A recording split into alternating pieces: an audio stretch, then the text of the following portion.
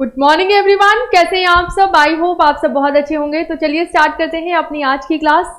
जैसा कि हमने प्रॉमिस किया था कि हम आपको प्रीवियस 10 इयर्स के पेपर करवाएंगे, तो वो सूर्यांक सर ने अपना जो भी सिलेबस है या फिर जो भी प्रीवियस ईयर पेपर है कंप्लीट कर दिए हैं। तो मैं इनफी त्रिपाठी अब आईसीटी के जो भी पेपर बचते हैं वो कंप्लीट करेंगे। 2018 का पेपर हम पहले डिस्कस कर चुके हैं। अगर आपने वो वीडियोस नहीं देखी हैं तो प्लीज एक बार जाके देखिए। आपको teachers academy and UGC academy दोनों पर मिल जाएंगी। यूजीसी के बच्चों के लिए एक स्पेशल टीचर्स एकेडमी ने ही एक एकेडमी ओपन की है यूजीसी एकेडमी के नाम से। तो आप वहां पे जाके एक्सक्लूसिव सिर्फ यूजीसी का कंटेंट देख सकते हैं, जिससे आपको ये बेनिफिट होगा कि आपके लिए हर चीज आपको एक प्रॉपर प्लेस पे मिल जाएगी। आपको कहीं भी किसी चैनल में ढूंढना नहीं पड़ेगा, राइट। तो चलिए स्टार्ट करते हैं। और शून्य से शिखर तक के बैच में आप सभी का बहुत बहुत स्वागत है।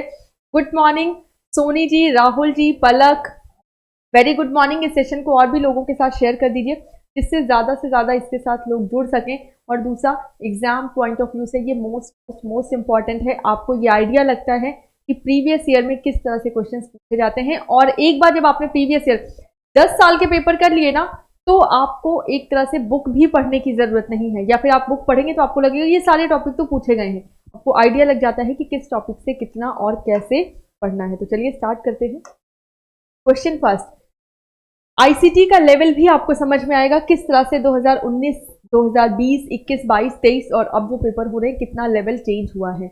पहले आपका वन लाइनर क्वेश्चन भी पूछ लिया जाता था, अब तो मतलब गलती हो जाती है उनसे अगर वन लाइनर क्वेश्चन दे दिया तो। वन लाइनर क्वेश्चन तो देते ही नहीं है, ठीक है। चलें, तो निम्नलिखित कंप्यूटर संघटकों में से कौन सा पहुंच की गति की दृष्टि द्रुत है। हमने बताना है इनमें से कौन सा फास्टेस्ट है। ये कुछ टर्म्स लिखे हैं, USB drive, solid state drive, RAM और हार्ड डिस्क ड्राइव। इनमें से फास्ट कौन सा है। तो आपको पता है रैम आपका क्या है, मेन मेमोरी। और मेन मेमोरी है सीधा कंप्यूटर के सीपीयू से बात करती है, तो सबसे फास्ट तो रैम ही होनी चाहिए, क्योंकि सीपीयू के स्पीड को इसको मैच करना है। बाकी अगर हार्ड डिस्क ड्राइव की बात करें तो ये सेकेंडरी स्टोरेज में आता है। जो भी पेड बैच जिन्होंने भी लिया है उन्होंने पढ़ा होगा, मैंने पढ़ाया है कि हार्ड डिस्क ड्राइव आपकी सेकेंडरी स्टोरेज में आती है। और सेकेंडरी स्टोरेज का जो एक्सेस होता है, क्योंकि बड़ी होती है तो उसमें ढूंढने में काफी टाइम चला जाता है, तो ये स्लो है। सॉलिड स्टेट ड्राइव भी आपकी क्या है, सेकेंडरी है, तो ये भी आपका स्लो होगा। यूएसबी ड्राइव पेरिफेरल डिवाइस में आती है, इसको आप पोर्टेबल बोल सकते हैं। ये सारे शब्द आपसे पूछे जा सकते हैं, ठीक है। इसको आप पोर्टेबल बोल सकते हैं, पेरिफेरल डिवाइस भी बोल सकते हैं, पेरिफेरल डिवाइस मतलब बाह्य उपकरण या पोर्टेबल उपकरण भी इसको कहा जा सकता है, ठीक है। इसका सही ऑप्शन है रैम। नेक्स्ट, इंटरनेट परिभाषिक शब्दावली में परिवर्णी शब्द WYSIWYG का अर्थ होता है What you see is what you get। इसका अर्थ क्या होता है, What you see is what you get। और इसको हम कहाँ पे इस्तेमाल करते हैं। अच्छा, यहाँ पे मैं क्वेश्चन आंसर जल्दी, क्योंकि जब मैराथन चलती है आपकी वहां पे मैं आपको टाइम भी देती हूँ कि आप लोग ऑप्शन कर सके। बट ये जो सीरीज है यहाँ पे मेरा मेन मोटो है कि जो प्रीवियस ईयर पेपर है उसके सारे आंसर्स आपको पता होने चाहिए विद एक्सप्लेनेशन। इसलिए हम थोड़ी सी स्पीड फास्ट रखेंगे और 1 घंटे में कोशिश करेंगे ज्यादा से ज्यादा क्वेश्चंस आपके कवर हो पाए, ठीक है। चलें, तो यहाँ पे What you see is what you get, ये टर्म कहाँ पे यूज होता है। ये टर्म यूज होता है आपकी सॉफ्टवेयर इंडस्ट्री में, आईटी इंडस्ट्री में। आईटी इंडस्ट्री में क्योंकि आपको अगर कोई सॉफ्टवेयर डेवलप करवाना है और पता चला हमने उसका प्रोजेक्ट ले लिया, हम उसको डेवलप कर रहे हैं और उसके बाद आपने बोला नहीं ये तो वो है ही नहीं जो मैंने बोला था, तो इसीलिए उसे कुछ प्रोटोटाइप तैयार किए जाते हैं उस सॉफ्टवेयर के या उस वेबसाइट के, और आपको दिखाया जाता है कि इस तरह से ये दिखेगा, इस तरह से ये बन के तैयार होगा। और ये प्रॉमिस किया जाता है कि जो आप देख रहे हैं यही आपको मिलेगा, राइट। ये एक तरह का प्रॉमिस है कि what you see is what you get. जो आप देख रहे हैं, जो आपको दिख रहा है एज इट इज, हम प्रॉमिस करते हैं कि इसका क्लोन आपको बना के देंगे, इसी तरह से बनाकर देंगे, ठीक है। What you see is what you get. Next है, एक समूह को डिजिटल प्रौद्योगिकी की उपलब्धता और दूसरे समूह को इसकी अनुपलब्धता से जो विषमता उत्पन्न होगी उसे कहा जाता है। एक ग्रुप ऐसा है जहां पे इंटरनेट की सर्विसेज बहुत ज़्यादा है, एक ग्रुप ऐसा है जहां इंटरनेट की सर्विसेज नहीं है। तो इनके बीच में एक खाई की तरह एक बीच में डिवाइडर बन जाता है और उस डिवाइडर को बोलते हैं डिजिटल डिवाइड। ठीक है, क्या बोलते हैं? डिजिटल विभाजन या डिजिटल डिवाइड। फोर्थ आंसर इसका करेक्ट है। नेक्स्ट, सॉफ्टवेयर जिसे आप निःशुल्क डाउनलोड कर सकते हैं किंतु ट्रायल अवधि के पश्चात इसका प्रयोग जारी रखने के लिए आपको भुगतान करना पड़ता है, इसे कहते हैं। ये इन्होंने क्या किया है, 2 क्वेश्चन थे और 2 क्वेश्चन को एक में कर दिया है। ठीक है, देखिए अब मैं आप लोगों को समझा देती हूँ। ये 2 प्रश्न थे और 2 प्रश्नों का इसका उत्तर नहीं लिखे, मतलब इसके ऑप्शंस नहीं लिखे, बस समझ लीजिए। सॉफ्टवेयर जिसे आप निःशुल्क डाउनलोड कर सकते हैं किंतु ट्रायल अवधि के पश्चात इसका प्रयोग जारी रखने के लिए आपको भुगतान करना पड़ता है, इसे कहते हैं। ये एक प्रश्न है, ठीक है, और इसका क्योंकि प्रिंटिंग में हो जाता है कभी कभी, प्रिंटिंग मिस्टेक है ये, सॉरी टाइपिंग मिस्टेक है, तो ये एक प्रश्न है और इसका उत्तर मैं आपको बता देती हूं। इसका उत्तर होता है शेयरवेयर। शेयरवेयर शेयरवेयर एक ऐसे टाइप के सॉफ्टवेयर होते हैं जिनको मार्केट में लाया जाता है आपके लिए ट्रायल बेसिस पे, राइट, कि 1 महीने का ट्रायल करिए और अगर आपको ये पसंद है तो आप इसको आगे परचेज करिए। इस तरह के बहुत, जैसे MS ऑफिस हो गया आपका, विंडोज हो गया आपका, और आपका इंटरनेट डाउनलोड मैनेजर हो गया, या फिर एंटीवायरस हो गए बहुत सारे। तो ये कैसे सॉफ्टवेयर होते हैं? शेयरवेयर, कि आपके साथ शेयर किया गया लेकिन 1 महीने के पश्चात आपको पे करके इसको यूज करना पड़ेगा। मतलब इसके या तो फिर ये होता है, इसका जो नॉर्मल वर्जन है उसको आप इस्तेमाल करते लिए, अगर प्रो खरीदना है तो आप उसके लिए पैसे देने पड़ेंगे। ठीक है, तो इस प्रश्न का उत्तर क्या है? शेयरवेयर। और इस प्रश्न के ऑप्शंस नहीं लिखे हुए हैं। ठीक है, अब दूसरे प्रश्न पे आते हैं। मतलब प्रश्न, ये जो भी तीसरा या चौथा प्रश्न है, इसमें 2 प्रश्न हो गए। ये सिर्फ क्वेश्चन लिखा था, उसका आंसर मैंने बता दिया। अब इस प्रश्न को यहां से स्टार्ट करिए यहां तक, और इसके ऑप्शंस नीचे लिखे हुए हैं। क्या है? एक ईमेल भेजते समय 2CC और BCC फील्डों में विभेद करने के संबंध में निम्नलिखित कथनों में से कौन सा कथन सही होगा? देखिए, ये बोल रहे हैं कि 2CC BCC के बारे में कौन सा स्टेटमेंट सही है। तो पहला स्टेटमेंट क्या कहता है? 2 फील्ड में प्राप्तकर्ता BCC और CC फील्डों में विद्यमान ईमेल पतों को देख सकता है। पहली बात तो अगर 2 फील्ड में प्राप्त करता है तो वो BCC को नहीं देख सकता, वो सिर्फ CC को देख सकता है। इस वजह से ये स्टेटमेंट गलत हो गया। CC फील्ड में प्राप्त करता 2 और BCC फील्डों में विद्यमान ईमेल पतों को देख सकता है। CC फील्ड में विद्यमान जो भी प्राप्त करता है वो BCC फील्ड को नहीं देख सकता, 2 को देख सकता है। तो ये भी इसी वजह से गलत हो गया। BCC फील्ड में प्राप्तकर्ता 2 और CC फील्ड में विद्यमान ईमेल पतों को देख सकता है, बिल्कुल सही। जिसको हम BCC में रखेंगे, CC और 2 वाले तो BCC को नहीं देख पाएंगे, लेकिन BCC वाले सबको देख पाएंगे। ठीक है, BCC वाले 2 को भी देखेंगे, CC को भी देखेंगे, लेकिन BCC वाले उनको नहीं देख पाएंगे जो उनके साथ में है, मतलब जो BCC में है उनको नहीं देख पाएंगे। नेक्स्ट, आगे गलती होगा। CC फील्डों में केवल प्राप्तकर्ता BCC फील्डों में अन्य ईमेल पतों को देख सकता है, नहीं। तो फोर्थ भी आपका गलत है, थर्ड ऑप्शन आपका सही है। नेक्स्ट, किसी भवन के अंदर लगाया जाने वाला कंप्यूटर नेटवर्क है जो भवन के अंदर लगता है, या जो ऑर्गेनाइजेशन, क्या हो गया, जो भवन के अंदर लगता है या फिर जो ऑर्गेनाइजेशन के अंदर आपके कंप्यूटर लगाए जाते हैं, बिल्डिंग के अंदर लगाए जाते हैं, उन कंप्यूटर्स को, उन कंप्यूटर की जो संरचना है उसको हम बोलते हैं LAN, local area network, right. WAN, wide area network, 1000 की रेंज कवर करता है, ये 50 किलोमीटर की रेंज कवर करता है, राइट। और SAN, स्टोरेज एरिया नेटवर्क, जब स्टोरेज डिवाइसेस को आपस में कनेक्ट करके नेटवर्क बनाया जाता है तो हम उसको बोलते हैं SAN, स्टोरेज एरिया नेटवर्क। आपको आंसर तो पता ही होना चाहिए, उसके साथ आपको जो अलग वाले ऊपर वाले ऑप्शंस दिए हैं, ऊपर और नीचे, ये भी पता होना चाहिए ये क्यों दिए गए हैं, उससे नेक्स्ट क्वेश्चन करने में बहुत ज्यादा हेल्प मिलती है, राइट। चले नेक्स्ट है, जतिन के लैपटॉप में LCD स्क्रीन है, संक्षिप्त आपको इसका एक्रोनिम बताना है, संक्षिप्त नाम बताना है। LCD को हम बोलते हैं लिक्विड क्रिस्टल डिस्प्ले। कौन सा सही है? डी ऑप्शन करेक्ट हो जाएगा, लिक्विड क्रिस्टल डिस्प्ले, बाकी सारे गलत हैं। नेक्स्ट, कंप्यूटर के संदर्भ में निम्नलिखित में से कौन सा फिशिंग को सर्वाधिक अच्छे रूप से व्याख्या करता है? फिशिंग, इनमें से कौन सा फिशिंग हो सकता है? फिशिंग क्या होती है पहले ये समझ लो।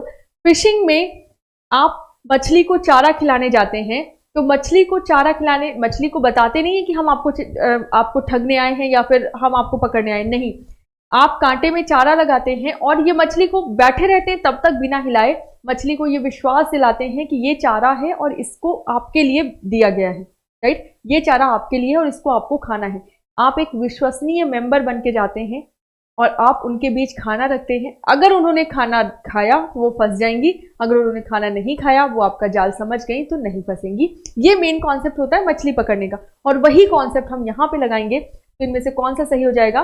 किसी सिस्टम पर संस्थापित एक दुर्भावना युक्त प्रोग्राम जो पहचाने जाने से बचने के लिए गुप्त पड़ा रहता है। नहीं, मछली को खाना खिलाने जा रहे हैं तो ऐसा थोड़ी कि हम गुप्त पड़े रहेंगे, हमें उसको पकड़ना है।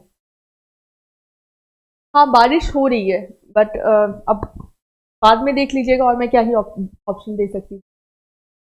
चलो, किसी नेटवर्क से किसी कनेक्शन पर सामान्य प्रमाणीकरण प्रक्रियाओं को बाईपास करने की विधि। नहीं, अभी जो परिभाषा मैंने बताई उससे ये दोनों तो बिल्कुल गलत हो गए। अनेक प्रेषितों को भेजे गए समरूप संदेश एक प्रकार का अपराधिक थोक ईमेल। नहीं, इसको हम बोलते हैं स्पैम। जब आप बहुत सारे ईमेल्स भेजते हैं तो उसको बोला जाता है स्पैम, ठीक है, अनचाहे मैसेजेस। और नेक्स्ट, ये जो बाईपास करने की विधि है, किसी नेटवर्क से किसी कनेक्शन पर सामान्य प्रमाणीकरण प्रक्रियाओं को बाईपास करने की विधि, इसको बोला जाता है प्रॉक्सी। इसको बोला जाता है प्रॉक्सी। किसी सिस्टम पर संस्थापित एक दुर्भावना युक्त प्रोग्राम जो पहचाना जाने से बचने के लिए गुप्त पड़ा रहता है, इसको बोलते हैं स्पाईवेयर, राइट। क्या बोलते हैं? स्पाईवेयर। अब ये स्पाईवेयर कुछ भी हो सकता है, एडवेयर भी हो सकता है आपका, ट्रोजन भी हो सकता है आपका, या कोई दूसरी भी चीज हो सकती है, राइट। नाउ, एक विश्वसनीय व्यक्ति के रूप में छद्मवेश बनाकर दुर्भाव से संवेदनशील जानकारी हासिल करने का प्रयास। कुल मिला के जब आपके पास कॉल आती है कि आपका KYC नहीं हुआ है या फिर आप इतने लाख की लॉटरी जीत गए, तो ये एक तरह का आपके जालसाजी की जाती है। अगर आप समझ गए कि ये जालसाजी है तो आप बच जाएंगे। नहीं, अगर आपने विश्वास कर लिया, क्योंकि वो तो ऑथराइज बॉडी की, हम SBI से बोल रहे हैं, आपका KYC नहीं हुआ है, आप प्लीज KYC के लिए डिटेल्स दे दें, और अगर आपने विश्वास कर लिया तो आपके साथ फिशिंग हो जाएगी, ठीक है। चले, तो फोर्थ ऑप्शन फिशिंग के लिए करेक्ट हो जाएगा। नेक्स्ट, ईमेल में BCC का प्रयोग क्यों किया जाता है? Why would BCC is used in an email? BCC का प्रयोग इसलिए किया जाता है क्योंकि जब आप एक ईमेल भेजते हैं तो आप चाहते हैं कि कुछ लोग इस जैसे मान लीजिए एक आप दो फ्रेंड्स को बुलाना चाहते हैं और उन दोनों फ्रेंड्स की आपस में नहीं बनती, तो अगर उनको आप पता चल जाएगा कि राम आ रहा है तो श्याम नहीं आएगा, श्याम आ रहा है तो राम नहीं आएगा, तो आप क्या कर सकते हैं? अब जैसे श्याम को राम से प्रॉब्लम नहीं है बट राम को श्याम से बहुत ज्यादा प्रॉब्लम है, तो अब होगा क्या कि आपने श्याम को रख दिया BCC में, क्योंकि श्याम तो देख सकता है कि कौन कौन आ रहा है, 2 में कौन है, CC में कौन है, लेकिन राम अब नहीं देख सकता कि BCC में कौन है। राम को नहीं पता कि श्याम भी आ रहा है, लेकिन हाँ, श्याम को जरूर पता है कि राम आ रहा है, तो BCC में जो भी है वो 2 और CC में नहीं दिखते हैं, ठीक है ना। जब किसी ग्रुप, अच्छा क्वेश्चन क्या था, ईमेल में BCC का प्रयोग क्यों किया जाता है? जब किसी ग्रुप ईमेल का प्रयोग किया जाता है तो प्रेषिती BCC के माध्यम से उस ईमेल के अन्य सभी प्रेषितों की पहचान कर सकता है। नहीं, ईमेल के एक से अधिक प्रेषिती होने की स्थिति में प्रेषक BCC का प्रयोग करके यह संसूचित कर सकता है कि ईमेल किसके लिए है। नेक्स्ट, किसी मैसेज का प्रेषक BCC का प्रयोग से BCC फील्ड में प्रविष्ट प्रेषिती की पहचान अन्य प्रेषितों से छिपाया जा सकता है। प्रेषिती BCC का प्रयोग करके किसी मैसेज के अन्य सभी प्रेषितों को देख सकता है। नहीं, आपका ये वाला। allows the sender of a message to conceal the recipient entered in the BCC field from the other recipients। मतलब BCC फील्ड में जिसका नाम आपने रख दिया वो 2 और CCC वाले उसको नहीं देख पाएंगे, बस यही आपको टिक करना है। नेक्स्ट, निम्नलिखित में से कौन सा प्रोप्राइटरी सिस्टम सॉफ्टवेयर का उदाहरण है? ये मैंने आपको क्लास में भी एग्जाम्पल करवाया था कि इस तरह से क्वेश्चंस पूछे जाते हैं। निम्नलिखित में से कौन सा प्रोप्राइटरी सिस्टम सॉफ्टवेयर? प्रोप्राइटरी का क्या मतलब है? प्रोप्राइटरी मतलब closed source software. Closed source software का मतलब ऐसे सॉफ्टवेयर जिनका लाइसेंस कंपनी अपने पास रिजर्व रखती है, अगर उसमें कुछ चेंज करना है तो वो कंपनी करके देगी, राइट। तो सबसे पहले आपको ये पता लगाना है क्लोज्ड सोर्स कौन कौन सा है। तो लाइनेक्स तो ओपन सोर्स है, राइट। लाइनेक्स में कंपनी लाइसेंस भी आपको दे देती है कि अगर आपको कुछ चेंज करना है तो आप कर सकते हैं, उसका डॉक्यूमेंटेशन भी आपके पास है कि किस तरह से इसको बनाया गया है।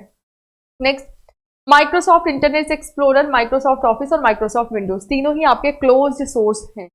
अब क्लोज्ड सोर्स में मतलब प्रोप्राइटरी तो है, अब नेक्स्ट ढूंढना है सिस्टम सॉफ्टवेयर। तो आपका इंटरनेट एक्सप्लोरर और ऑफिस दोनों ही कैसे हैं? एप्लीकेशन सॉफ्टवेयर हैं। कैसे हैं? क्लोज्ड तो है लेकिन एप्लीकेशन सॉफ्टवेयर है। तो विंडोज आपका क्या है? System software. आपके हार्डवेयर को कौन चलाता है? ऑपरेटिंग सिस्टम, और ऑपरेटिंग सिस्टम का नाम क्या है? विंडोज। मतलब विंडोज एक उदाहरण है ऑपरेटिंग सिस्टम का।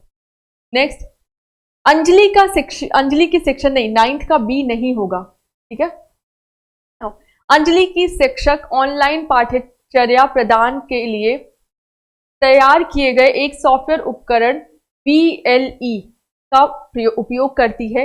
यह पर्यावरणीय VLE का क्या तात्पर्य है? आपको बताना है। VLE का फुल फॉर्म होता है virtual learning environment. Virtual learning environment आपका क्या है? एक लर्निंग मैनेजमेंट सिस्टम है। LMS क्या है? एक लर्निंग मैनेजमेंट सिस्टम है जिसमें आपको वर्चुअली मतलब आपको क्लासरूम वाली फील दी जाएगी बट ऑनलाइन, ठीक है। एक तरह से ऑनलाइन क्लासरूम, जैसे ये लाइव क्लास चल रही है, ये भी एक तरह से वर्चुअल लर्निंग मैनेजमेंट ही है। बट जो आप ये कह सकते हैं जैसे आपकी क्या बोलते हैं, टीचर्स एकेडमी की ऐप बना दी गई, राइट। तो टीचर्स एकेडमी की अगर ऐप बना दी गई तो वो आपको वर्चुअल लर्निंग एनवायरनमेंट का एक तरह से लुक फील देता है कि वहां पे आपको कंटेंट भी मिल जाता है, जो फाइल्स हमने अपलोड किए हैं उसको आप डाउनलोड कर सकते हो, आप क्लास भी मैनेज कर सकते हो और टीचर अपने अकॉर्डिंग उसको मैनेज कर सकता है, ठीक है। तो ये आपका क्या है? Learning management system. नेक्स्ट, एक बाइनरी नंबर है ये, और इस बाइनरी नंबर को बदलना है डेसिमल नंबर में, तो इसको बहुत आसान है, ये तो कई बार हम कर चुके हैं। 11001110। तो आपको क्या लिखना है? ऊपर 1 2 2 दूनी 4 4 दूनी 8 8 दूनी 16 16 दूनी 32 32 दूनी 64। तो बस जहां जहां 1 है उसको प्लस कर दीजिए, बाकी सब कैंसिल कर दीजिए। तो प्लस, अच्छा प्लस क्यों कर रहे हैं? क्योंकि इसको इससे गुणा करते हैं, इसको इससे गुणा करते हैं, इसको इससे गुणा करते हैं, इसको इससे गुणा करते हैं, राइट। इसको इससे गुणा करेंगे तो 0 ही आएगा, इसको इससे गुणा करेंगे तो 0 ही आएगा। तो क्यों हम इसको ले? क्योंकि सिर्फ 1 से गुणा करेंगे तो वही नंबर आएगा, तो इसीलिए उन नंबर्स को हम जोड़ देंगे। तो आंसर क्या आ जाएगा आपका? 60 30 90 96 96 प्लस 4 100 एंड 102 102 आपका उत्तर आ जाएगा, ठीक है। क्या आएगा? 102। नेक्स्ट, निम्नलिखित में से कौन सा कथन ICT के बारे में सही है? ICT is an acronym that stand for information and competitive technology. नहीं, इंफॉर्मेशन एंड कम्युनिकेशन। यहाँ पे मेन बात होती है संचार की, संप्रेषण की, ठीक है। तो कम्युनिकेशन होगा, ना कि कॉम्पिटिटिव। क्या होगा?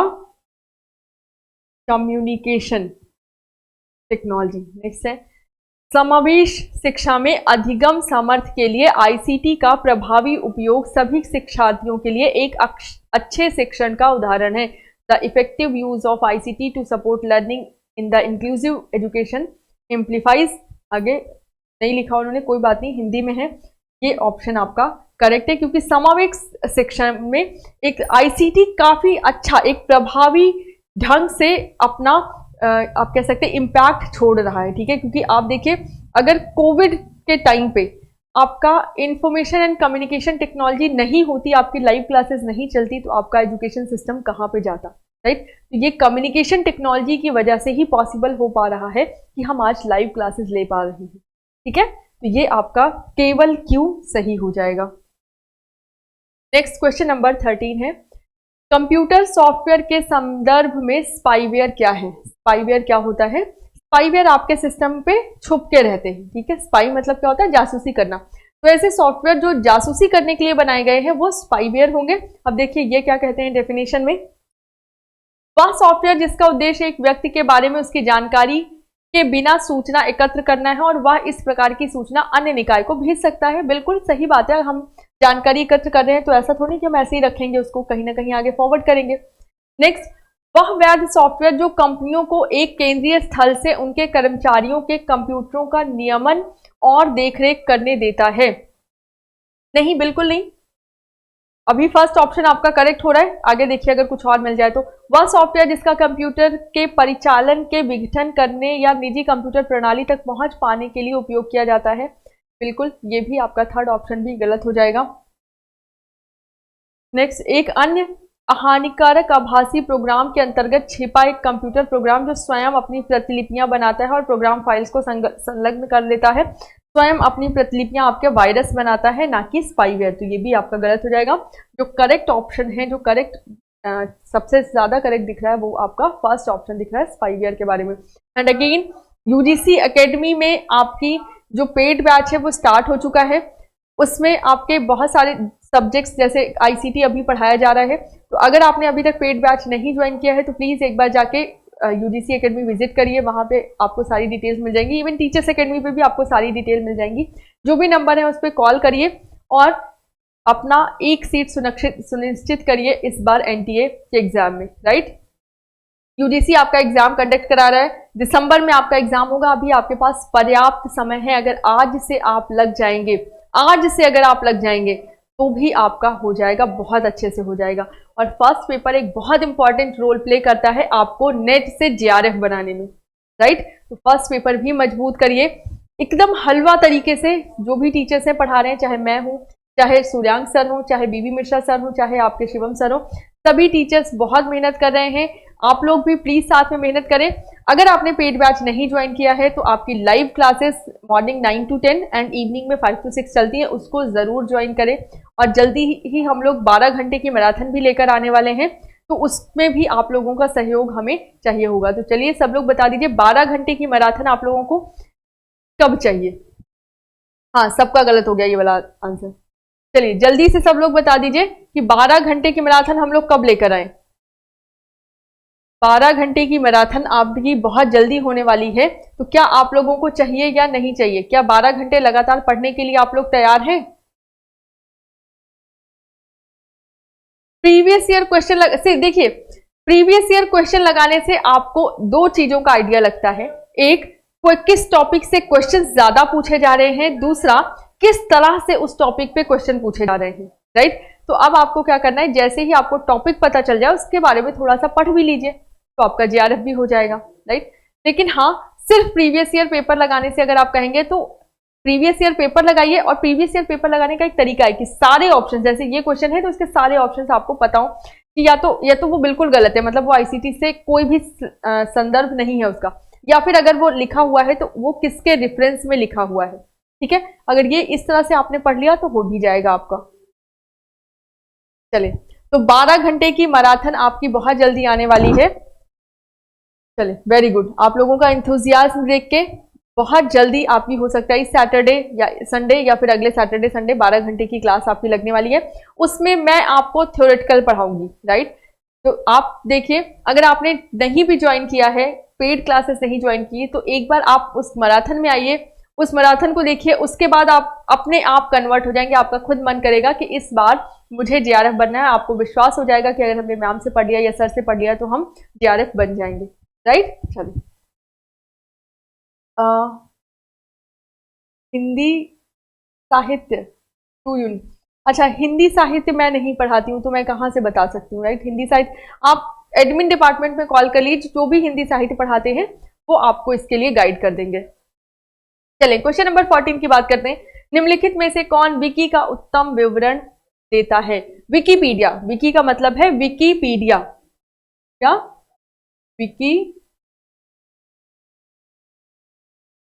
एक प्रणाली जो उपयोगकर्ताओं को एक वेबसाइट पर सूचना जोड़ने देती है लेकिन पूर्व में विद्यमान किसी भी सूचना को परिवर्तित करने नहीं देती है। तो ऐसा नहीं है। विकिपीडिया एक ऐसी वेबसाइट है जो कि फ्री ऑफ कॉस्ट आपको किसी भी चीज का ABCD या जनरल चीजें आपको बताती है। मतलब आपको किसी भी चीज की हिस्ट्री पढ़नी है, उसके बारे में बेसिक नॉलेज चाहिए, तो आप विकिपीडिया रेफर कर सकते हैं, राइट। और विकिपीडिया में अगर आपको लगता है कोई भी चीज गलत लिखी है तो आप उसको एडिट भी कर सकते हैं, या लगता है कि ये चीजें इसमें ऐड नहीं की, जैसे अगर प्रयागराज के बारे में आप कुछ पढ़ रहे हैं और अभी कुछ नया हाल ही में प्रयागराज में ऐड हुआ है या जोड़ा गया है, मान लीजिए एम्स खुला है या कोई नई यूनिवर्सिटी खुली है या फिर कोई नया पर्यटक स्थल बना है, तो वो नहीं लिखा हुआ है तो आप वहां पे जाके लिख भी सकते हैं। या आपको लग रहा है ये चीज गलत लिखी हुई है, ये यहाँ पे इस तरह से नहीं होती, तो उसको आप एडिट करके डिलीट भी कर सकते हैं। ऐसा नहीं कि जैसे आपने डिलीट किया डिलीट हो जाएगा या आपने ऐड किया ऐड हो जाएगा। उसके लिए पूरी टीम बैठी हुई है, मेंटोर बैठे हुए हैं, वो चेक करते हैं और उसके बाद आपको रिजल्ट वो दिखता है, ठीक है। तो एक प्रणाली जो प्रत्यक्ष रूप से वेब ब्राउजर से अपनी विषय वस्तु के प्रतिभाग एक परक आशोधन की अनुमति देती है, बिल्कुल नहीं। एक प्रणाली जो सार्वजनिक रूप से अभिगम्य एक व्यक्तिगत विवरण के रूप में कार्य करती है। एक प्रणाली जो ब्लॉग के भीतर आशोधन की निगरानी करती है। इनमें से कौन सा ऑप्शन, अच्छा एक सेकंड, ये वाला हो सकता है प्रत्यक्ष रूप से वेब ब्राउजर से अपनी विषय वस्तु, अच्छा ठीक है, क्योंकि सेकंड ऑप्शन आपका सही हो सकता है। देखें पहला ऑप्शन क्यों गलत हो रहा है, क्योंकि यहां पे जो ये लिख दिया किसी भी सूचना को परिवर्तित नहीं करने देती, इस वजह से तो ये बिल्कुल गलत हो जाएगा, क्योंकि आप परिवर्तित कर सकते हैं, आप एडिट कर सकते हैं। एक प्रणाली जो सार्वजनिक रूप से अभिगम्य एक व्यक्तिगत विवरण के रूप में कार्य करती है, ये भी ऑप्शन आपका गलत है, क्योंकि वो एक व्यक्तिगत विवरण के रूप में कार्य नहीं करती, वो किसी भी चीज के बारे में आपको बताती है। एक प्रणाली जो एक ब्लॉग के भीतर आशोधन की निगरानी करती है, नहीं, ब्लॉग के भीतर नहीं, वो खुद में एक वेबसाइट है, एक सिस्टम है। तो एक प्रणाली जो प्रत्यक्ष रूप से वेब ब्राउजर से अपनी विषय वस्तु के प्रतिभाग परक आशोधन की अनुमति देती है। आशोधन मतलब एडिटिंग की अनुमति देती है, और किसके थ्रू? वेब ब्राउजर के थ्रू। जब आप इंटरनेट चलाते हैं तो इंटरनेट चलाने के लिए आप किसको ओपन करते हैं? वेब ब्राउजर को। जैसे आपने क्रोम ओपन कर लिया, आपने मोजिला फायरफॉक्स, ओपेरा ओपन कर लिया, या यूसी ब्राउजर, उस पर आपने सर्च किया विकिपीडिया, और अब विकिपीडिया आपका खुलकर आ गया और यही आपसे ये कह रहा है, ठीक है। तो सेकंड ऑप्शन यहां पर आपका करेक्ट हो जाएगा। नेक्स्ट, ऐसा वायरस जिससे यूजर इंटरेक्शन के बिना ही एक कंप्यूटर से अंतरित किया जा सकता है। तो मालवेयर वाली क्लास में जाके देखना, ये टॉपिक कभी गलत नहीं होगा, क्योंकि एक एक मालवेयर मैंने आपको पढ़ाया है। बिना इंटरेक्शन के एक कंप्यूटर से दूसरे कंप्यूटर में स्थानांतरित होने वाले वायरस को या मालवेयर को हम बोलते हैं वॉर्म। क्या बोलते हैं? वॉर्म, ठीक है। चलो, ये है आपका वॉर्म, क्लियर है। चले नेक्स्ट, बजट निर्माण को में आपको ऑटोमेटिक परिकलन करना पड़ता है, उसके लिए किस सॉफ्टवेयर का प्रयोग किया जाना चाहिए? जब हम बजट निर्माण करते हैं या बजट बनाया जाता है तो उसमें बहुत सारे आपके आंकड़े होते हैं, आपको ग्राफ्स बनाने होते हैं, आपको डिटेल्स लिखनी होती है। उसके लिए हम स्प्रेडशीट का यूज करते हैं, स्प्रेडशीट या एक्सेल, ठीक है। और ये किसके अंदर होता है? ये MS ऑफिस के अंदर होता है। MS ऑफिस आपका क्या है? एक सूट है। मतलब MS ऑफिस के अंदर बहुत सारे सॉफ्टवेयर, एप्लीकेशन सॉफ्टवेयर होते हैं जो कि आपको डे टू डे लाइफ में हेल्प करते हैं। जैसे प्रेजेंटेशन होता है, वर्ड प्रोसेसिंग होता है, एंड डेस्कटॉप पब्लिशिंग, ये सब आपके MS ऑफिस सूट के अंदर सॉफ्टवेयर होते हैं। उसमें से स्प्रेडशीट या एक्सेल फाइल आपकी बजट निर्माण या किसी भी प्रकार का डिटेल्स आपको अगर लिखना है, डेटाबेस मेंटेन करना है, उसके लिए आप इस्तेमाल कर सकते हैं, ठीक है। अगर आपको किसी भी तरह का कोई डाउट है तो computer science by Infy ma'am के नाम से एक फेसबुक पेज है, ग्रुप है, उस ग्रुप को ज्वाइन कर लीजिए। अपनी क्वेरी आप वहां पर पूछ सकते हैं, राइट। क्योंकि कई बार होता है कि आप टीचर से डायरेक्ट इंटरेक्ट नहीं कर पाते हैं, तो वहां पे आपके, अगर आप फेसबुक चलाते हैं, क्योंकि पढ़ने वाले स्टूडेंट्स मैंने देखा है बहुत सारे लोग फेसबुक चलाते भी नहीं है, वो बहुत अच्छी बात है, लेकिन अगर आप फेसबुक चलाते हैं तो फेसबुक ग्रुप है, उसको जाके आप ज्वाइन कर सकते हैं, जहां पे ग्रुप का नाम है computer science by Infy ma'am. Computer science by Infy ma'am. और कंप्यूटर से रिलेटेड कोई भी अगर क्वेरी है आपकी तो तो आप पूछ सकते हैं, ठीक है। और वहां पे जैसे मैराथन होती है आपकी, या फिर आपकी जो डेली पब्लिक क्लास होती है, उसका नोटिफिकेशन भी आपको यहाँ पर मिल जाएगा, ठीक है। तो इस ग्रुप को आप ज्वाइन कर सकते हैं। नाउ नेक्स्ट क्वेश्चन पे मूव करते हैं। रैंडम एक्सेस मेमोरी के बारे में निम्नलिखित में से कौन सा कथन सही है? Which statement, random access memory के बारे में देखें। रैम अपरिवर्तित है, तो आपको रैम के बारे में क्या पता है कि रैम परिवर्तनशील है, रैम परिवर्तित है। तो जैसे ही इन्होंने बोला कि रैम अपरिवर्तित है, आगे पढ़ने की जरूरत भी नहीं है, ठीक है। नेक्स्ट, रैम अपरिवर्तनीय है, रैम परिवर्तनीय है, तो ये भी गलती बोल रहे हैं। दो लोग बोल रहे हैं रैम परिवर्तनीय है, तो अब आगे पढ़ लो। और कंप्यूटर सिस्टम में रैम की मात्रा से उसका कार्य निष्पादन प्रभावित नहीं होता है।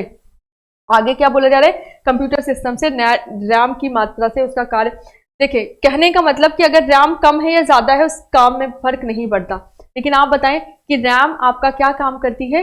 उन प्रोग्राम को स्टोर करती है जो आप करंट में कर रहे हैं। जैसे आपने पीडीएफ खोला, कहाँ पे जाके स्टोर होगा? रैम में। आपने आप गाना सुन रहे हैं, रैम में स्टोर हो गया। या फिर आप फेसबुक चला रहे हैं, वो भी फाइल्स कहाँ पे जाएंगी? रैम में, और सीपीयू उसको प्रोसेस करेगा, राइट। आपका इंटरनेट चल रहा है, वो भी आपका कहाँ पे स्टोर होगा? रैम में। मतलब जो भी प्रेजेंट टाइम पे आपके सिस्टम पे, चाहे वो बैकग्राउंड में चल रही हो, चाहे आप प्रेजेंट में चला रहे हो, वो सारी फाइल्स कहाँ पे चलेंगी? रैम पे रखी होंगी, और रैम सीपीयू को देगा चलाने के लिए, राइट। लेकिन अगर रैम का साइज कम होगा, तो जैसे ही आपने 4-5 प्रोग्राम खोले, छठवां प्रोग्राम के लिए जगह ही, अब 5 प्रोग्राम आप लगातार चला रहे, छठवां भी आप लगातार ही चलाना चाहते हैं, तो उसके लिए जगह ही नहीं होगी। और जैसे ही जगह खत्म हुई, आपका सिस्टम क्या होने लगेगा? हैंग। तो इसका मतलब रैम की मात्रा भी प्रभाव डालती है। तो फोर्थ ऑप्शन आपका करेक्ट हो जाएगा कि रैम परिवर्तनीय है और कंप्यूटर सिस्टम में रैम की मात्रा से उसका कार्य निष्पादन प्रभावित होता है, ठीक है। 17th का डी होगा, ना कि सी। क्यों हम बोलते हैं कि रैम बढ़वा देना चाहिए, या फिर रैम ज्यादा होगी तो आपका सिस्टम बहुत स्मूथ? क्योंकि रैम आपका करंट प्रोग्राम को स्टोर कर रहा है। तो करंट प्रोग्राम मतलब एक बार में, अगर आप, जैसे मैं आपको पढ़ा रही हूँ, ठीक है, तो आपका दिमाग इंस्ट्रक्शन को स्टोर कर रहा है, राइट। लेकिन अभी एक ही साथ में आपको कंप्यूटर और कम्युनिकेशन एंड आईसीटी दोनों ही पढ़ाना शुरू कर दूं, तो क्या आपका दिमाग कैच कर पाएगा? नहीं, क्योंकि आपका दिमाग बना है एक टाइम पे एक काम करने के लिए, ठीक है। तो 2 सब्जेक्ट नहीं पढ़ सकते हैं हम एक टाइम पे, सिर्फ एक पे ही कॉन्सेंट्रेट कर सकते हैं। लेकिन रैम में ऐसा नहीं कि वो डेटा स्टोर नहीं होगा, रैम में आपका डेटा स्टोर होगा। हमेशा याद रखो कि रैम अगर छोटी है तो आपका सिस्टम बहुत कम प्रोग्राम्स रन करेगा और बहुत जल्दी हैंग होना स्टार्ट हो जाएगा, ठीक है। चलो, दशमलव संख्या 75, ये क्वेश्चन 2019 में पूछा गया था, ठीक है। आज यही क्वेश्चन का लेवल बहुत अलग हो गया। ये जो 75 दिख रहा है ना आपको, ये 75.65, और उसके बाद उसमें स्टेटमेंट दिया होगा कि ये क्या सही है, उसके साथ ये नहीं कि सिर्फ इसको करके छोड़ दे कि इतना करने में ही टाइम लगेगा, नहीं, इसके साथ एक और स्टेटमेंट जोड़ देंगे। अब 2 स्टेटमेंट को आप करिए, कैलकुलेशन करिए, राइट। तो एक क्वेश्चन में 2-2 क्वेश्चन डाल के रखें। मतलब आज अगर आपसे पहले 5 क्वेश्चन पूछे जाते थे तो 5 क्वेश्चन पूछे जाते थे, अब अगर 5 प्रश्न पूछे जा रहे हैं तो आपसे 10 से 15 प्रश्न पूछ लिए जाते हैं, ठीक है।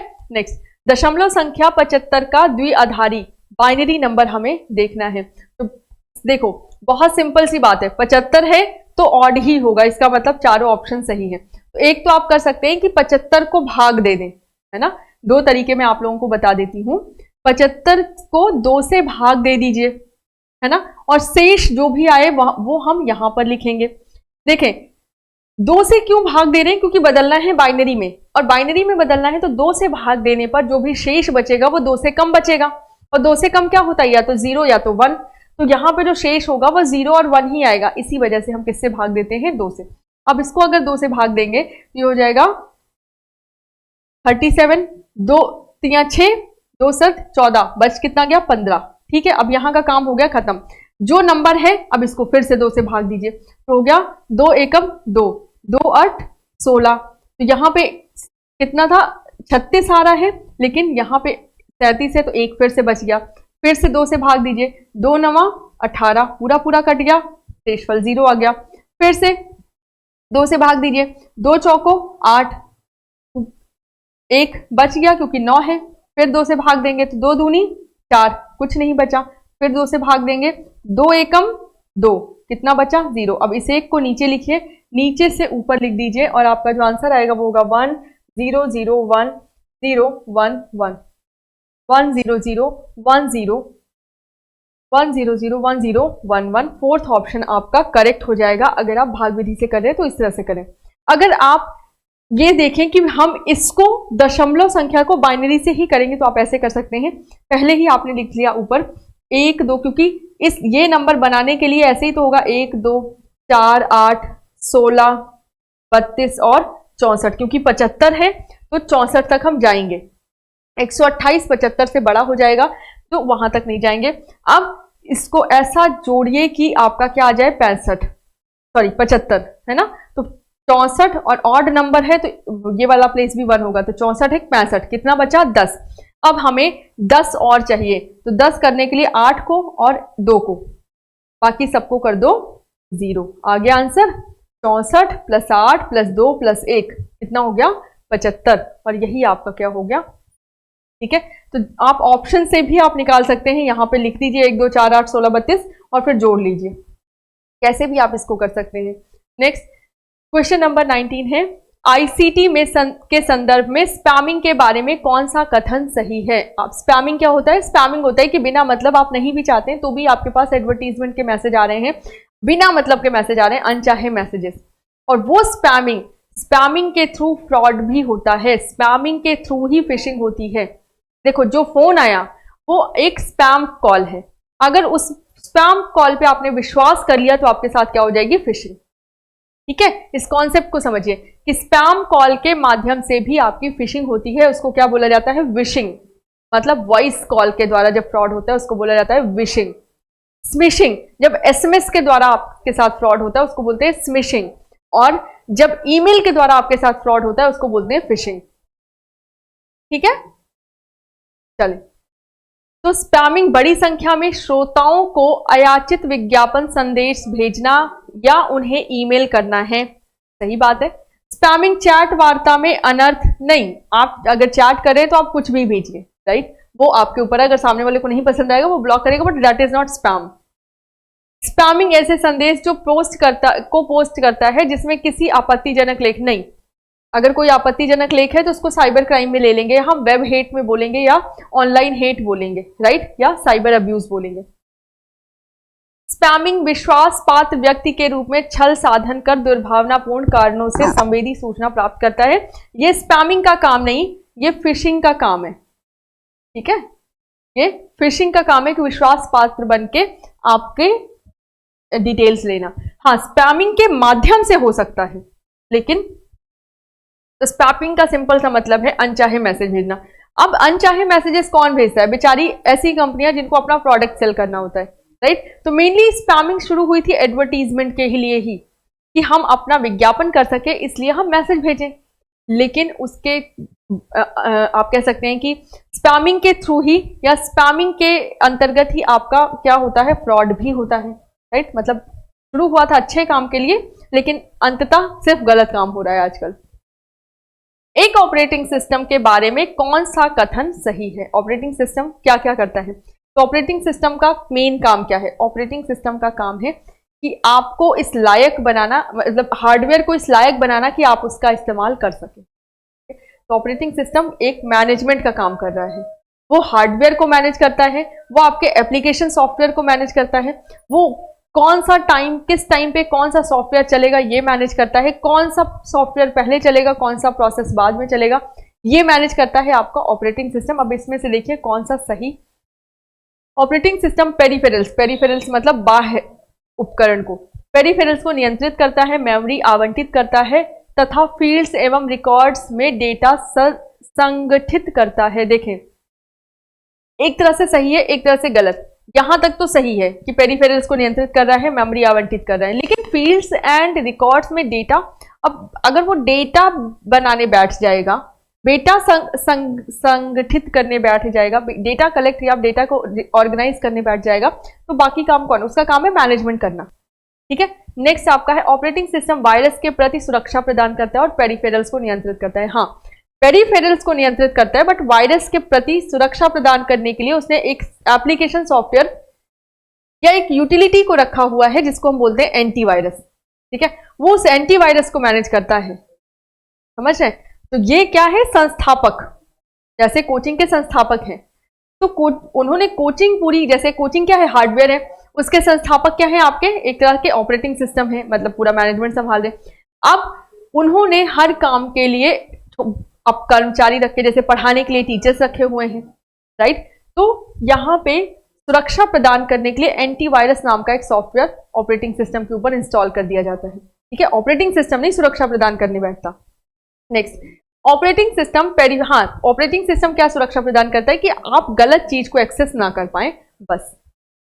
ऑपरेटिंग सिस्टम पेरिफेरल्स को नियंत्रित करता है तथा मेमोरी और प्रोसेसर टाइम को आवंटन करता है, बिल्कुल, पेरिफेरल्स को नियंत्रित करता है, मेमोरी को और प्रोसेसर को, प्रोसेसर मतलब आपका सीपीयू या माइक्रो प्रोसेसर, उसको टाइम आवंटन करता है कि किस टाइम पे कौन से प्रोसेस को आपको एक्सेस करना है। तो 3 सबसे ज्यादा सही लग रहा है, चौथा पढ़ लेते हैं। ऑपरेटिंग सिस्टम प्रोसेसर और पेरिफेरल्स को नियंत्रित करता है और यूजर को इंटरनेट से जुड़ने की, फिर से वही बात, यूजर को इंटरनेट से जुड़ने के लिए उसने एक एप्लीकेशन सॉफ्टवेयर दिया हुआ है जिसका नाम है वेब ब्राउजर। अब वो किसको मैनेज करता है, वेब ब्राउजर को मैनेज करता है। और वेब ब्राउजर क्या हेल्प करता है, आपको इंटरनेट से जुड़ने में हेल्प करता है। तो देखिए ये सेंटेंसेस जो गलत हो रहे हैं, क्यों गलत हो रहे हैं, अगर ये समझ में आ गया आपको तो अब ऑपरेटिंग सिस्टम का काम भी समझ में आ जाएगा और बाकी जो छोटी छोटी चीजें लिखी है वो भी आपको समझ में आ जाएंगी, ठीक है? तो थर्ड आपका सही है, बाकी तीनों आपके क्या हैं, गलत है। नेक्स्ट, वायरलेस टेक्नोलॉजी के संबंध में निम्नलिखित में कौन सा कथन सही है? वायरलेस टेक्नोलॉजी की अगर बात करें तो कौन सा कथन सही है? ब्लूटूथ एक वायरलेस टेक्नोलॉजी है, बिल्कुल सही बात है, जिसका उपयोग मोबाइल फोन से हैंडसेट कनेक्ट करने के लिए किया जा सकता है, बिल्कुल, हम ब्लूटूथ डिवाइस यूज करते हैं, राइट?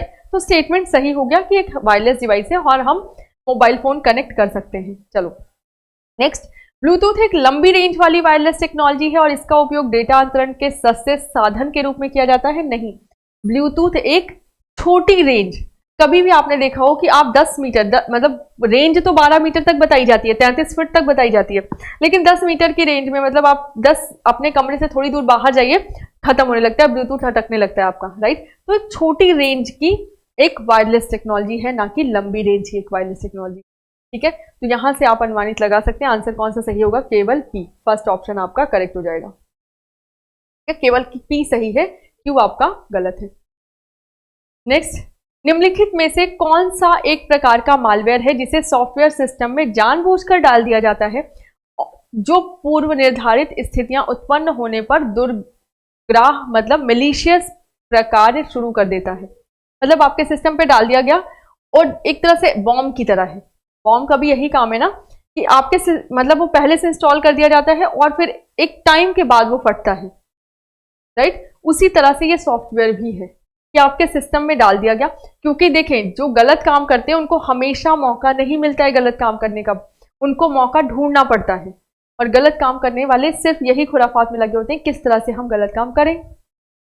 तो एक मालवेयर ऐसा बनाया गया, एक मलिशियस प्रोग्राम ऐसा बनाया गया जो कि तब काम करेगा, जैसे अब मान लीजिए कि 1 महीने बाद किसी का कोई इंपॉर्टेंट डे है और हमें उसे स्पॉइल करना है, मान लीजिए कोई एक बहुत बड़ा सा इवेंट चल रहा है, उस इवेंट पे एक प्रेजेंटेशन देनी है और वो हम चाहते हैं कि वो प्रेजेंटेशन खराब हो जाए, तो अचानक से तो आपको मौका मिलेगा नहीं कि उसी दिन आपको मौका मिला, और ये जो गलत काम करते हैं वो सबको पता होता है कि अरे इनसे थोड़ा सा बच के रहना है, राइट? वो क्या करेंगे, अपना सॉफ्टवेयर पहले से ही आपके सिस्टम में इंस्टॉल करके रखेंगे कि हाँ इस डेट पे एक्टिव होगा और ये काम कर देगा, और गलत काम ही करेगा, जाहिर सी बात है, राइट? तो यहाँ पे बॉम्ब की तरह कौन सा दिख रहा है, लॉजिक बॉम्ब। अब थोड़ा सा ऊपर भी देख लिया जाए, बॉम्ब क्या कहा जाता है, स्टैंड अलोन, अकेले ही पूरे सिस्टम में घूम सकता है, इसको किसी भी कंपनी की जरूरत नहीं है, ठीक है? एक तरह से इंटरनेट पे आता है और अभी थोड़ी देर पहले ही हमने बॉम्ब के बारे में पढ़ा। नेक्स्ट, ट्रोजन एक तरह का क्या है, स्पाईवेयर, आपके सिस्टम में किसी विश्वसनीय सॉफ्टवेयर के पीछे छिपकर आता है। विश्वसनीय मतलब आप ऐसा तो है नहीं कि वायरस डाउनलोड करेंगे, आपने मान लीजिए डाउनलोड किया वीएलसी मीडिया प्लेयर, अब वीएलसी मीडिया प्लेयर के पीछे छिपकर ट्रोजन भी आपके सिस्टम पे आ गया, और अब ट्रोजन का काम क्या है कि अगर उसको बनाया, जिस भी काम के लिए बनाया गया, मान लीजिए उसको बनाया गया है कि आपकी जो डिटेल्स हैं वो सेंड करे, वो अब आपकी डिटेल्स सेंड करेगा, राइट? या फिर आपके सिस्टम की फाइल्स डिलीट करे, किस भी काम के लिए बनाया गया होगा, ये एक स्पाईवेयर है। और स्पाईवेयर समझ ही रहे हैं। स्पाईवेयर में आपके सारे आ जाते हैं, ट्रोजन, एडवेयर, कुकीज, ये सब आ जाता है, ठीक है। और इसको राइट वंस रीड मैनी भी बोला जाता है।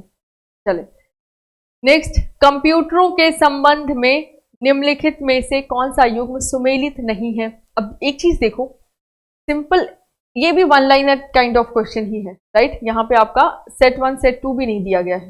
तो 2019 तक ये लेवल था, 2019 में इस तरह के प्रश्न पूछे जाते थे। फिर 2020 जब करेंगे तो आपको समझ में आएगा थोड़ा सा लेवल हाई, और जब 2023 करेंगे तो आपको लगेगा कि बाप रे, इस लेवल की पढ़ाई करनी है। लेकिन 2018 से 2023 तक का पेपर सॉल्व करिए, गारंटी है 2024 में आईसीटी आपको हलवा लगेगा, कि आपको पता होगा कि ये टॉपिक पूछा जाता है। और वो सारे टॉपिक मैंने बहुत ही डिटेल में एज इट इज पढ़ाए हैं। अभी तक का मेरा रिकॉर्ड रहा है कि जो भी मैंने पढ़ाया है 99% पेपर में आपका वही चीजें आई हैं, ठीक है। तो अगर आपने पेड बैच ज्वाइन नहीं किया है तो अपनी सफलता को सुनिश्चित करने के लिए प्लीज एक बार विजिट करें teachers academy app, teachers academy की ऐप डाउनलोड करें, वहां पे आपको पेड बैच मिल जाएगा, ठीक है। चले बिल्कुल साइड हो गई मैं, आप देख लें, ठीक है। चले 1 गीगाबाइट, 1 गीगाबाइट में कितनी बिट्स होती हैं, ये है मेमोरी यूनिट।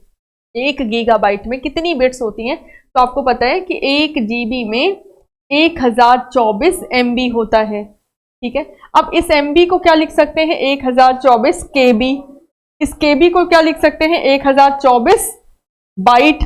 और बाइट को बिट में बदलने के लिए एक बाइट में 8 बिट होती हैं। तो कितनी बार लिखना है, 1024 गुणे 1024 गुणे 1024 गुणे 8।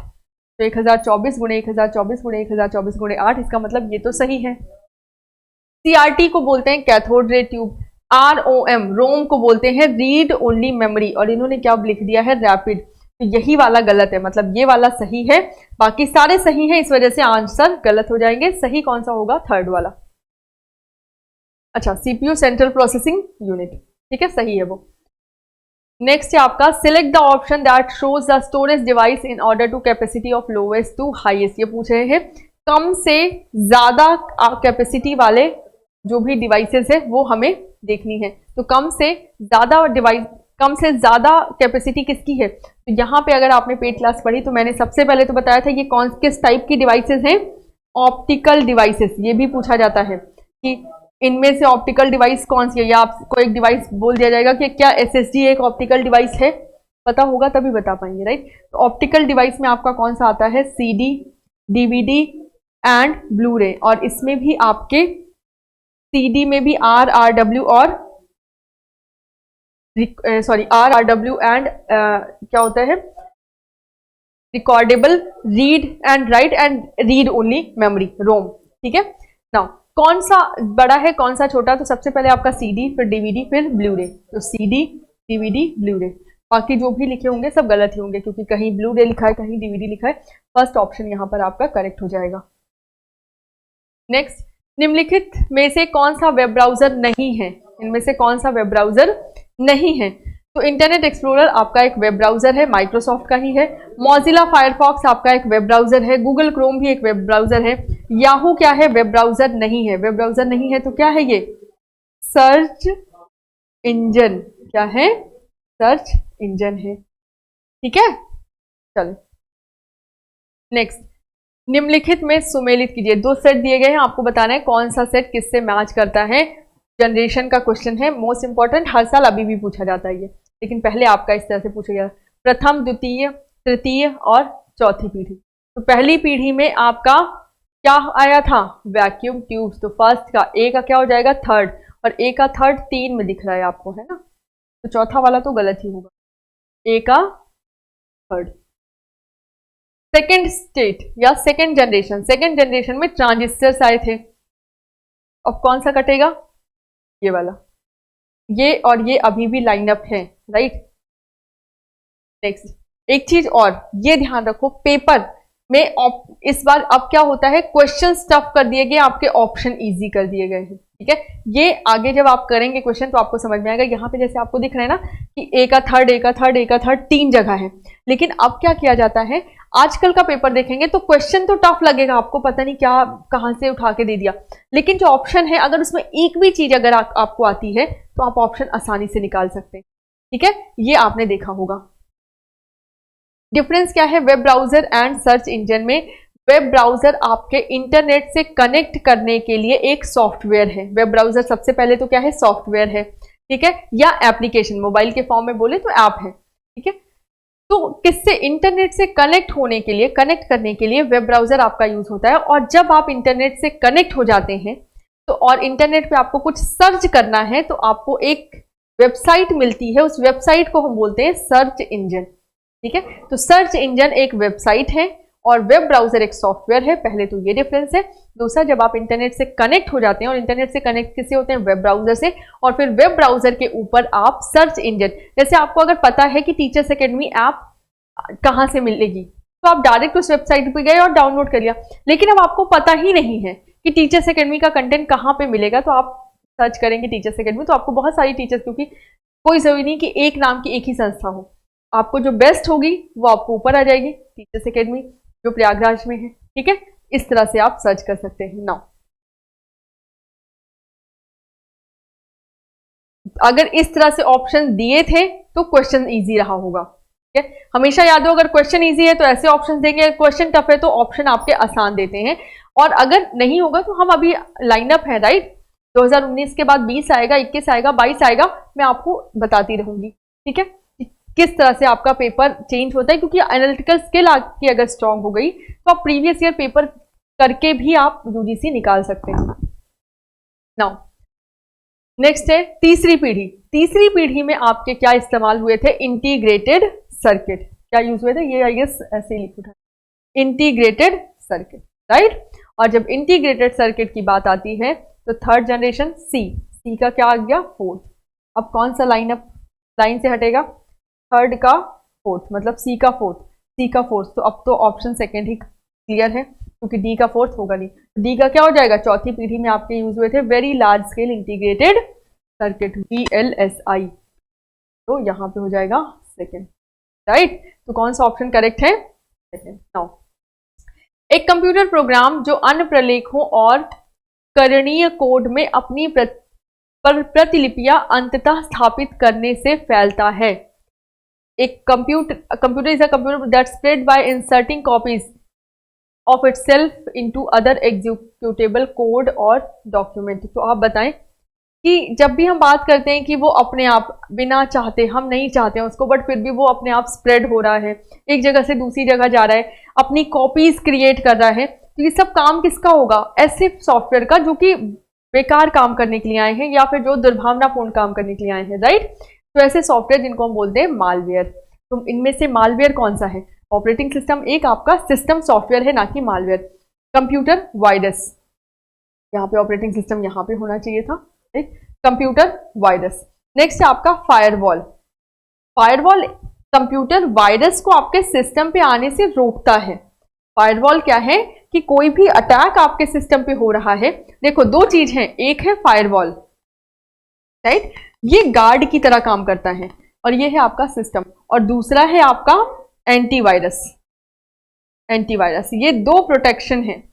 फायरवॉल क्या काम करता है? वो पहले ही सेफ्टी गार्ड की तरह काम करता है, राइट, कि आपके सिस्टम पे कोई भी जो भी नेटवर्क से डेटा आ रहा है या बाहर से डेटा आ रहा है उसको ये चेक करेगा, और उसको लगेगा कि अगर ये डेटा आपके सिस्टम पे नहीं जाना चाहिए इसको, क्योंकि कई बार देखिए पॉपअप ब्लॉक हो जाता है ऑटोमेटिक, राइट, या आपकी कोई भी साइट नहीं खुलती है, रीडायरेक्ट नहीं हो रही, उसको कौन ब्लॉक कर देता है? फायरवॉल, कि ये आपके लिए सेफ नहीं है, ये डेटा आपके सिस्टम तक नहीं जाएगा।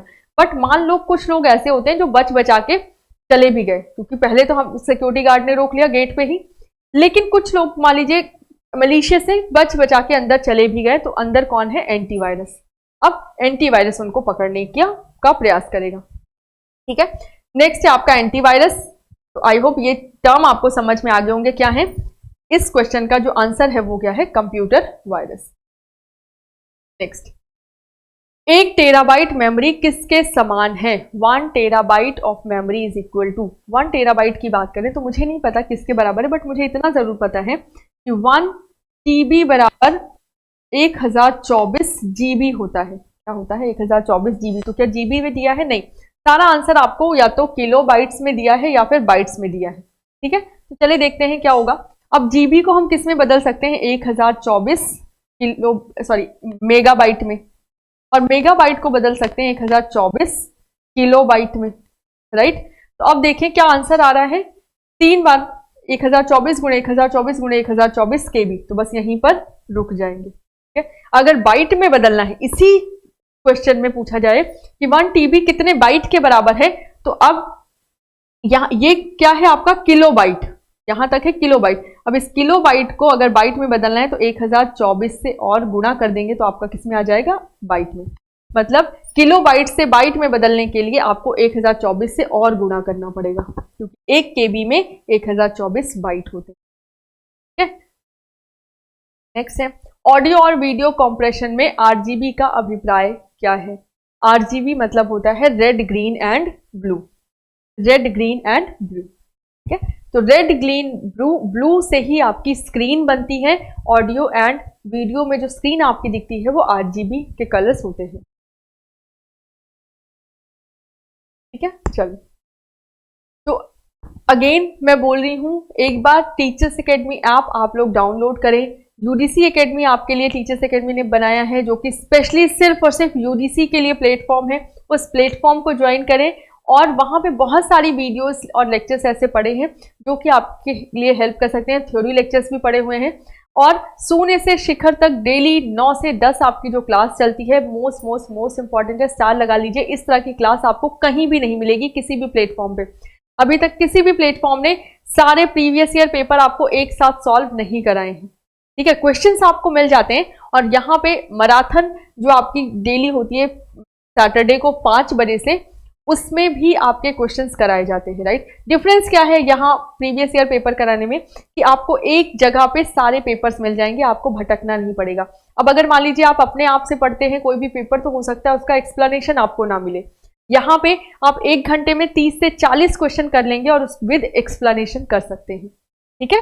चले, तो नेक्स्ट क्वेश्चन है क्वेश्चन नंबर 30। CPU के 2 मुख्य अवयव, मेन कंपोनेंट CPU के क्या हैं। क्लास में हम CPU पढ़ चुके हैं। कौन कौन से मेन कंपोनेंट है, कंट्रोल यूनिट और ALU, control unit and ALU 2 components है, राइट। तो CU एंड ALU। और एक कंपोनेंट क्या होता है, मेमोरी। इसमें मेमोरी भी होती है, और किस फॉर्म में मेमोरी होती है, रजिस्टर के फॉर्म में। किस फॉर्म में होती है, रजिस्टर के फॉर्म में आपकी मेमोरी भी होती है, ठीक है। ये हो गया आपका CPU। आज के लिए बस इतना ही रखते हैं, बाकी हम नेक्स्ट क्लास में करेंगे। कल की क्लास में आपका जून 2019 में जो पेपर हुआ है उसमें टोटल 50 क्वेश्चन पूछे गए हैं, जिसमें से 30 मैंने आपको करा दिए हैं। कल की क्लास में हम आगे के क्वेश्चन देखेंगे, ठीक है। चलें, तो आज के लिए बस इतना ही। Have a good day.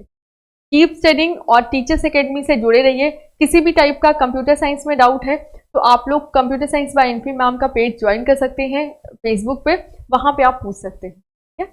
आज के लिए बस इतना ही रखते हैं। Okay, have a good day.